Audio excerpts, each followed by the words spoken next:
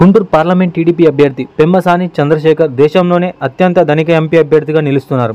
తన కుటుంబానికి 5,785.28 కోట్ల విలువైన ఆస్తులు ఉన్నట్లు ఆయన ఎన్నికల అఫిడవిట్లో ప్రకటించారు. అందులో చరాస్తుల విలువ 5,595.65 కోట్లు కాగా స్థిరాస్తులు 186.63 కోట్లు, ఇక అప్పులు 1,038 కోట్లు ఉన్నట్లు తెలిపారు. వైద్యుడైన చంద్రశేఖర్ అమెరికాలో వైద్య వృత్తితో పాటు వివిధ వ్యాపారాల్లో సక్సెస్ అయ్యారు.